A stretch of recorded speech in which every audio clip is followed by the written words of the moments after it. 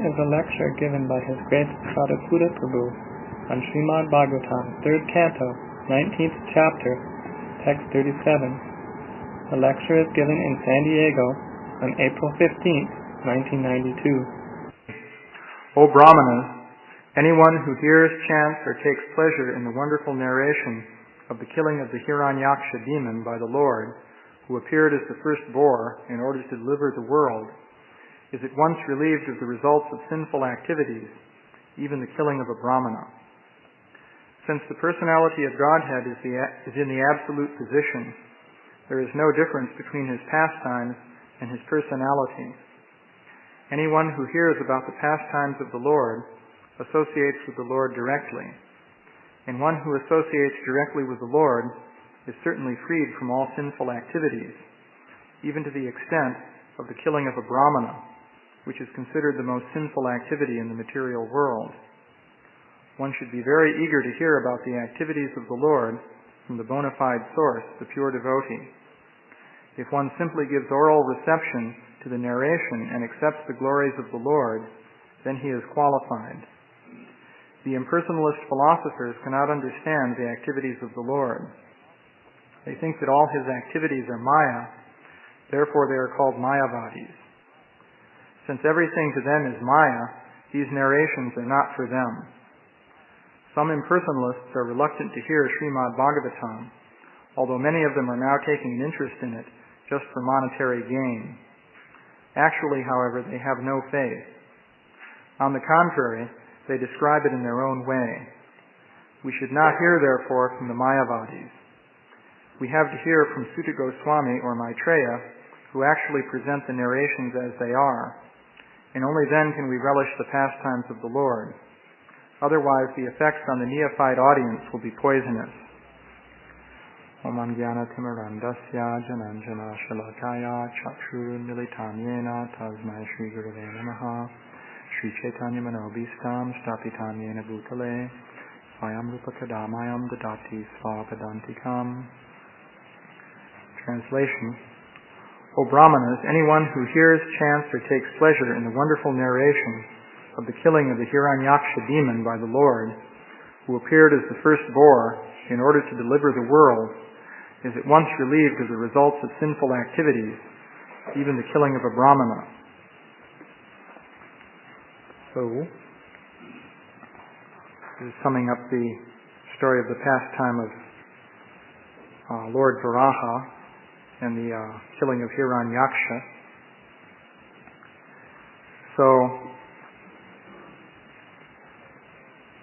Srila Prabhupada is pointing out in the purport that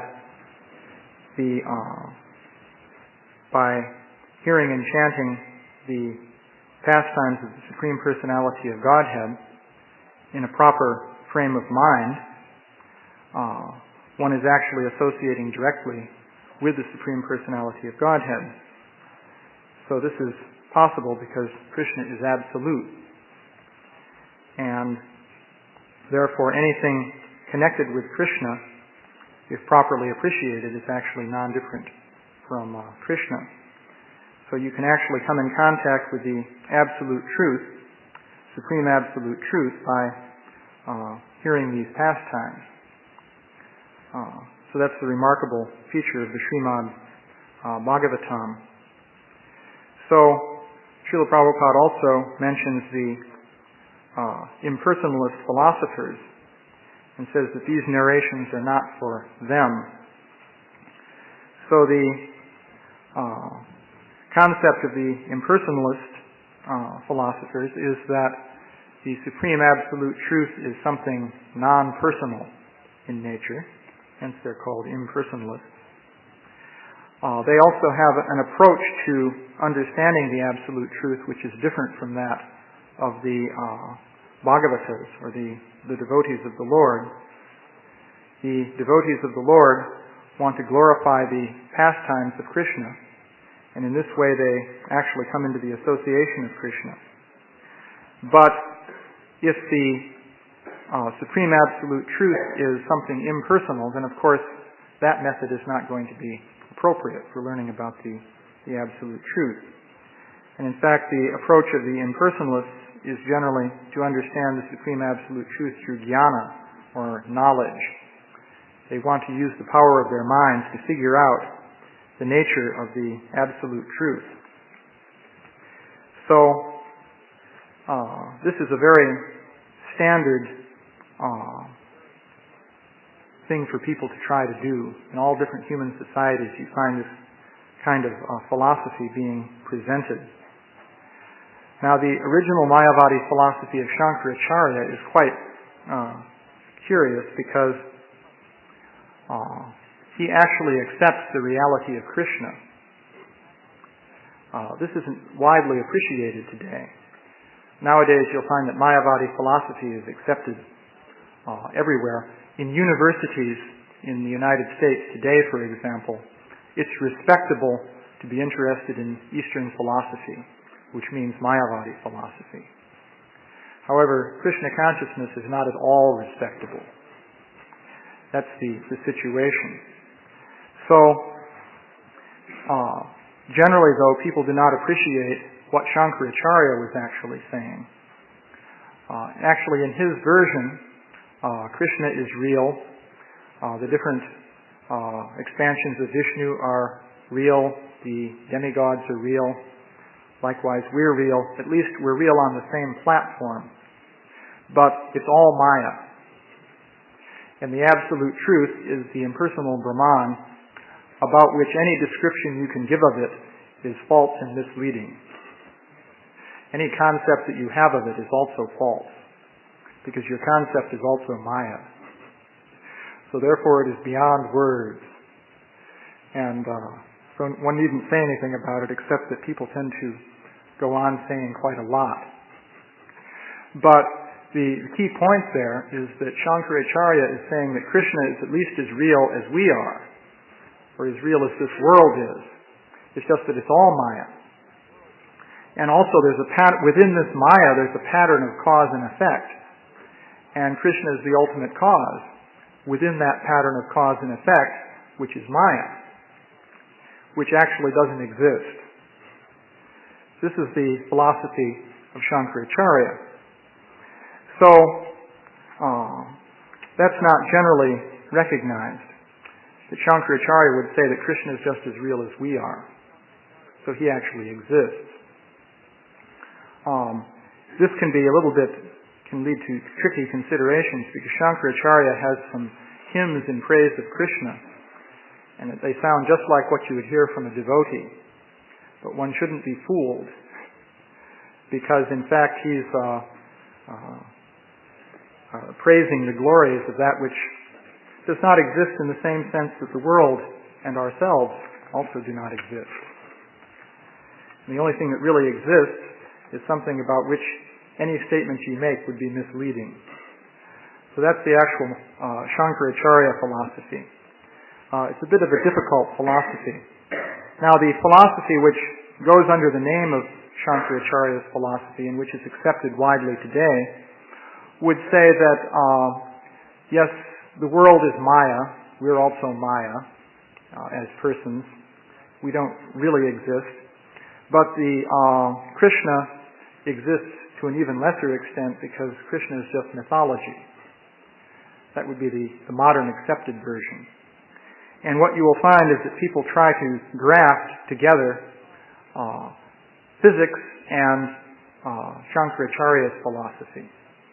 The way they do that is say that the physicists are completely right in everything they say.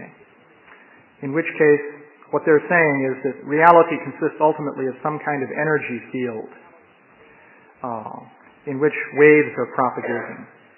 And that's it. And everything that we see is produced from this energy field by transformation. And the name for this is evolution.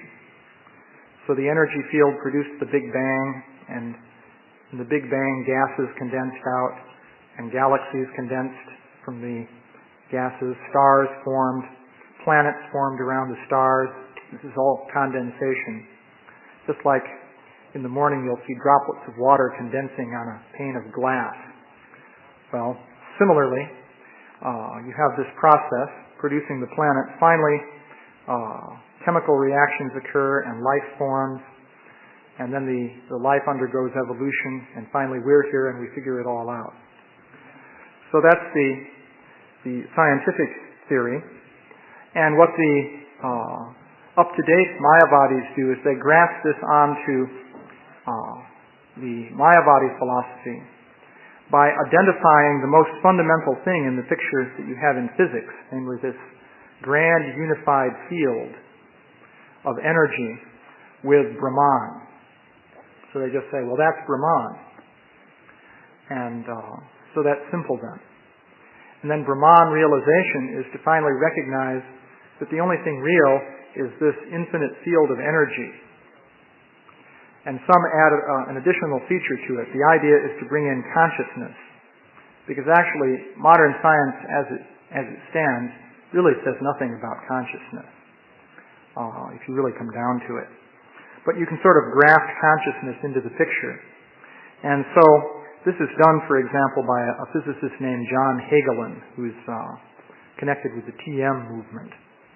And he will say that one qualification of this infinite energy field is bliss. So it's a field of infinite bliss. And if you recognize that that's all there is, then you recognize the state of infinite bliss. So that's the present version. This is highly respectable. You'll find college professors who accept this and so forth. It's very much believable. Famous physicists like David Bohm present this philosophy, and so on and so forth.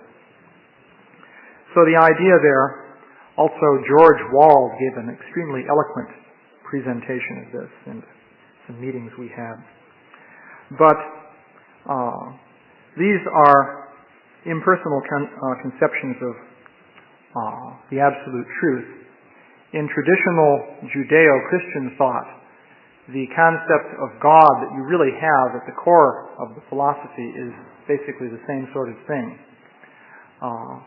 Namely that God is some kind of impersonal force with will and knowledge. But not something really personal. So that concept is there, especially when you come to the more sophisticated ideas of the theologians. So, what then is the difference between something personal and impersonal? Well, you'll see that the key feature presented in the Bhagavatam is that Krishna has bodily form. Persons ultimately have to have bodily form, one could say. You could imagine a disembodied mind that is just sort of all-pervading and just floating somehow. But in the Vedic literature, you find that the Supreme Absolute Truth has form. So Krishna is Satchitananda Vigraha. This form, however, is not made of matter. The thing that Shankaracharya did was to say, okay, Krishna has form, but that form is material. All form must be material. That's his dictum. So, the actual philosophy, though, is that there is transcendental form. So Krishna is nirguna, which means he's devoid of any material qualities. And from the Mayavadi point of view, that means he must be devoid of any qualities whatsoever. So, of course, they would say Krishna is not nirguna. They would say, in fact, Krishna is saguna Brahman, with qualities. And nirguna Brahman is indescribable because it has no qualities. And anything you describe has qualities, because description means assigning qualities to things. So therefore, Brahman has no qualities. But actually, nirguna, Srila Prabhupada has pointed out, means no material qualities. So Krishna has an eternal bodily form, but that is completely non-material. So, if you look at the Bhagavatam, you'll find that there are embodied forms that are personal at every level of the creation, both spiritual and material. And that is an interesting feature. Krishna does everything through personal form. And in principle, from an abstract point of view, he wouldn't have to do this. So there's the idea of God saying, let there be, and then there was. In Genesis in the Bible, there's this idea, God said, let there be light, and there was light, and so forth. There are various let there be's, and then things simply spring into being by the supreme will. So this is the concept that is sometimes presented. But it seems that Krishna doesn't do things that way, at least as far as the Bhagavatam is concerned. So, from Krishna's original form, innumerable Vishnu forms expand, which have the same categorical level as Krishna, Vishnu Tattva. Among these there's Karanadakshay Vishnu, and then Garbhodakshay Vishnu. In the creation of the material world, Karanadakshay Vishnu manifests innumerable universal globes, and he expands himself as Garbhodakshay Vishnu within each of those globes. And then Garbhodakshay Vishnu produces Brahma, but he also does this in a personal way. Namely, it's described that a lotus comes out of his navel and opens up, and then Brahma is there within the lotus flower, which is a little bit different from just abstractly saying, well, let there be Brahma, and there was Brahma. So the thing is done in a personal fashion. And then all of the different beings within the universe are created also through a process of personal generation coming from Brahma. So Brahma initially creates mental offspring, Manasa Putras, mind sons. So he, through his mind, Brahma generates these forms, and not only through his mind, but from different parts of his body. There's a whole description in the Bhagavatam. For example, from Brahma's thumb, Daksha was born, and so on. So from different parts of his body, different beings become manifest. So then from these beings, well, the first category of beings would be the Prajapatis. Prajapati means the lords of the Praja. Praja means all the different living beings. So they reproduce sexually. After the level of Brahma, generally the method of sexual reproduction is used. But they produce different forms, generation by generation. So it's an interesting description. I'm pointing all this out because it's related to the point that Krishna is personal, and everything is done personally. So the Bhagavatam contains accounts of this information. Once you get beyond the initial creation of Brahma, the basic principle is that everything is generated by reproduction of bodies. But it can be looked at on an abstract and a concrete level. That is, the abstract principle is everything is done through bodily form, and then the concrete level involves the specific details. And the details exhibit a great deal of variation. And so the process becomes historical. So you have particular personalities involved. So, for example, there's the Prajapati named Daksha, who went through quite a history. So he was initially a direct son of Brahma, and then he got into trouble with Lord Shiva and became cursed.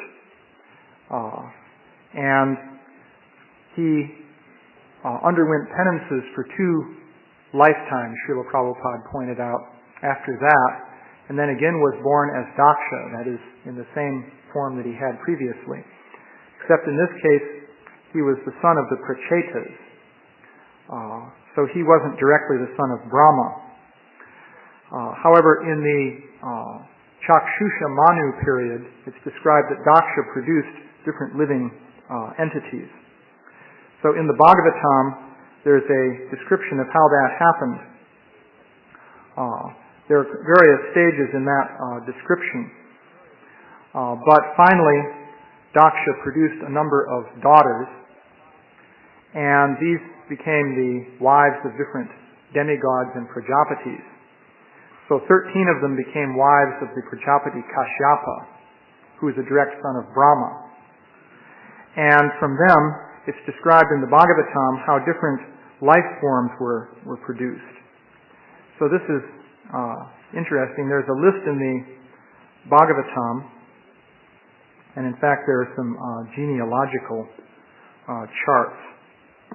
But let's see. The basic point here is that different beings gave rise to different life forms. So it said, for example, Kashyapa, who was also named Tarksha, had 4 wives, Vinata, Kadru, Patangi, and Yamini. It's not that he only had 4, but there were 4 in particular. Patangi gave birth to many kinds of birds, and Yamini gave birth to locusts. Vinata, Suparna, gave birth to Garuda, the carrier of Lord Vishnu, and to Anuru, or Aruna, the chariot driver of the sun god. Kadru gave birth to different varieties of serpents, and so forth. There are many different accounts like that. So that is described. More detail is given in other Puranas also. It may seem a little bit abrupt for Yamini to give birth to locusts. The details are interesting, though. In the Matsya Purana, there's also an account of these different daughters of Daksha and the different offspring that they had. Let's see. In particular, there's a fair amount of information here on different birds. For example, Kashyapa had this wife Tamra. It didn't mention Tamra in this verse, but there's another verse mentioning Tamra. But specifically, Tamra had 6 daughters, it's mentioned, known as Shuki, Shani, Basi, Sugrivi, Gridrika, and Shuchi. These, in turn, had other daughters, for example, Shuka and Uluka. But now we're getting specific bird forms. Shuka, of course, refers to a parrot, and Uluka refers to an owl. Also, Shani, let's see, this refers to different kinds of eagles. We have here Gridra, which is vulture, Kapota, which is pigeon. These are different daughters. But these would be granddaughters of Tamra. So the point is more details are given. Also, it's described here where Jatayu comes in. Since we just heard about Jatayu in the Ramayana. Let's see. From Vinata, Kashyapa begot Garuda, who was just mentioned here, and Aruna. Sampati and Jatayu were the sons of Aruna. And then Babru and Sigragra were the sons of Sampati. And then Jatayu, it is said, was the father of Kanikara, Sathagami, Sarasa, Rajuvala, and Darunda. And then it says the above-mentioned sons of Jatayu became the ancestors of different species of birds. So you have a series of generations coming down.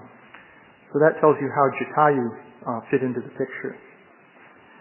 So, in any case, the situation that you have is that, according to the Bhagavatam, everything is directed personally at all levels of the creation of the universe. Now, according to the impersonal philosophies, you have some ultimate absolute cause which is impersonal, and then somehow you have persons coming at some stage later on, which is a little bit difficult to comprehend as to just how that happens.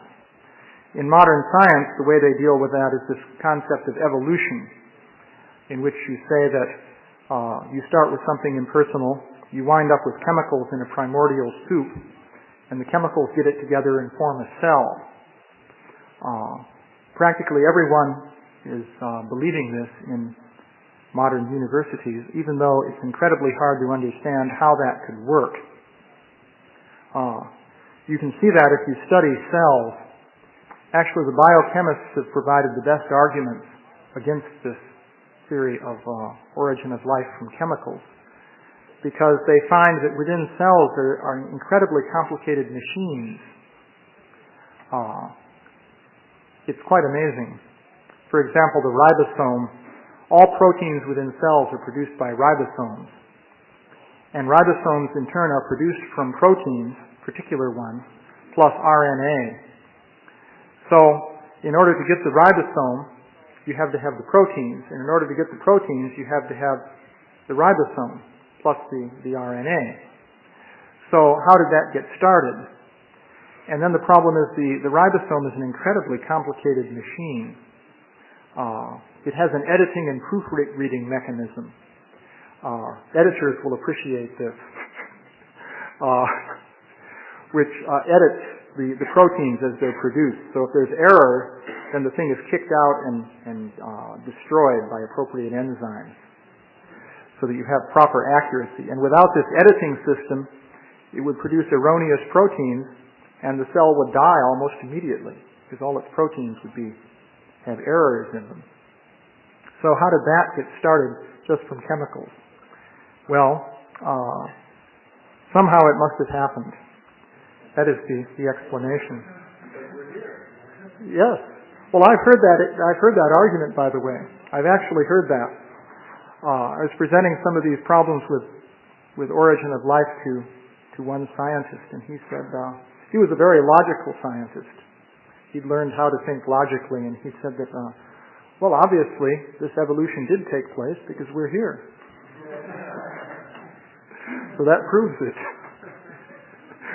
So, in any case, a general problem you have with the impersonal philosophies is that how do you go from the impersonal, whatever it is, to the persons? This is difficult. It seems to me that Shankaracharya has that problem too. He has to go from this undescribable Brahman to Maya, including Krishna. So how do you do that? Well, the only way he does it is by saying that actually the Maya doesn't exist. It's just an illusion. But then, of course, what is it that's an illusion? Because you would think an illusion requires someone who is an illusion. And Brahman cannot be an illusion. And apart from Maya, Brahman is the only thing you've got. So there's a problem there. There are a lot of problems. So the solution in the Bhagavatam is that you start with personality. That's where it all begins, with an eternal, original person. And then everything is personal from there on down.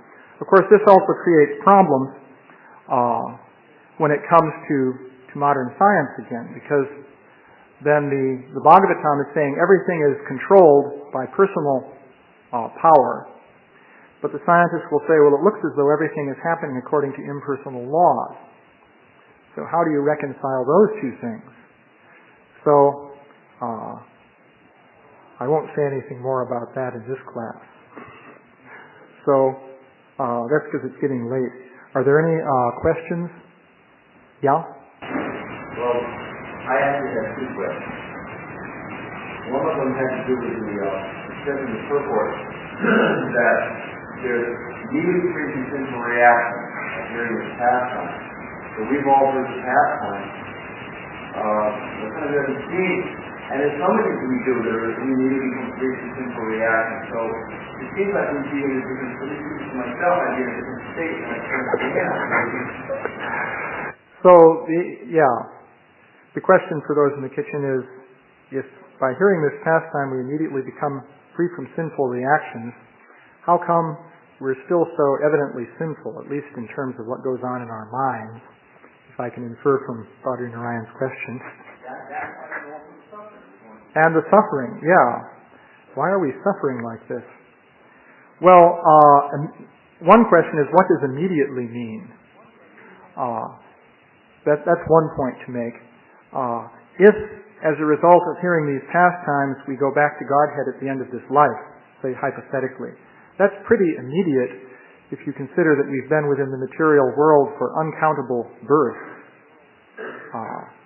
Because, from the point of view of the time we've been here, that's just instantaneous, practically.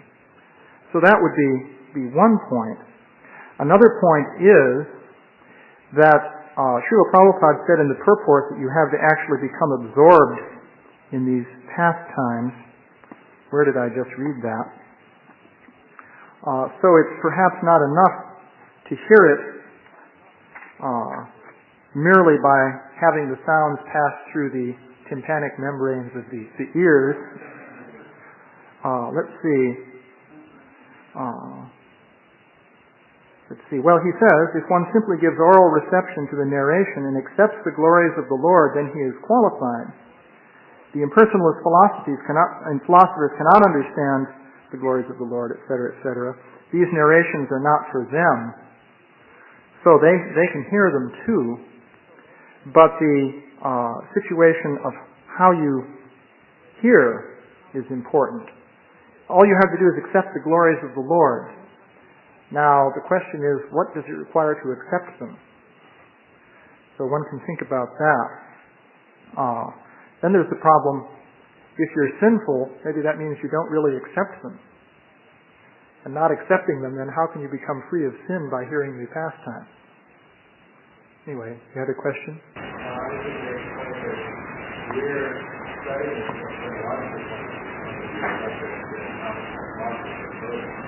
but in the world, Christian faith of the people of confidence and one of using for to be able to have those situations that are not considered in the heart. Yeah. And this focus on logic we try to notice to keep our mind focused on health, but ultimately we're not going to without the association of glories and the heart. Bhakti is the modern law. Well, you're arguing that logical arguments won't do anything for non-devotees. But that depends. You see, there are non-devotees who actually in their heart have something against being a devotee. And that's true. Logical arguments won't do anything for them because they don't want to hear it. But there are people out there who are bewildered. They could be devotees, but they're not because they're still confused. Logical arguments can help them. That's what the logical arguments are really for. Helping people who are on the edge. They could become devotees or they may remain non-devotees because within their minds they're bewildered. They're confused by all this maya. So if you can straighten things out logically and clarify things for them, then they can approach the devotional service. So when you say the non-devotees need to associate with the devotee, well, that's the first phase of the association, really. Because if the non-devotee initially has no faith, then he's not going to chant Hare Krishna. And what is his association with devotees really going to amount to? But if the devotee explains things to him logically and clearly, and then he says, oh yeah, maybe there's something to that. So maybe I'll try this chanting. And from that association of devotees, then he has a chance to become a devotee. And then when he becomes a devotee and gets a little bit purified, then he can make further progress. He can chant more purely. And that brings one back to the answer to Badri Narayan's question, because initially, if these things are explained logically and clearly, so you can begin to put some faith in them, then you get a little bit of that benefit. As a result, you become purified so you can put more faith in these narrations and so forth. Then you get more benefit and you become more purified, and so forth. Yeah? Oh. Yeah, sure. Go right ahead.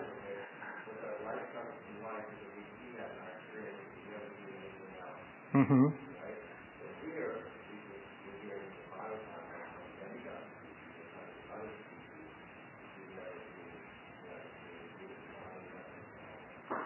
Oh, well, first of all, Srila Prabhupada, in fact, gave many logical arguments.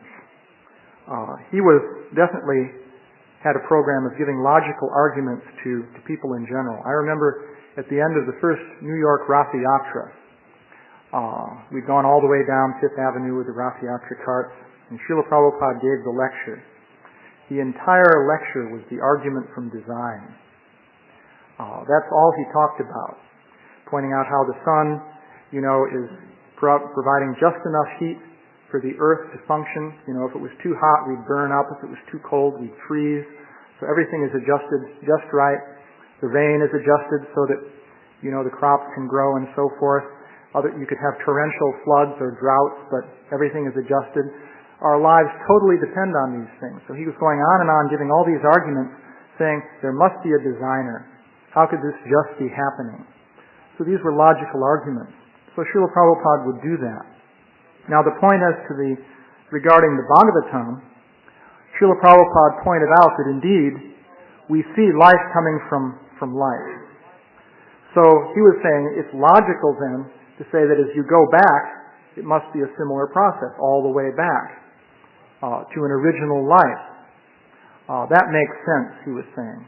Whereas we've never seen life come from non-life. Nor can we even understand how that could work.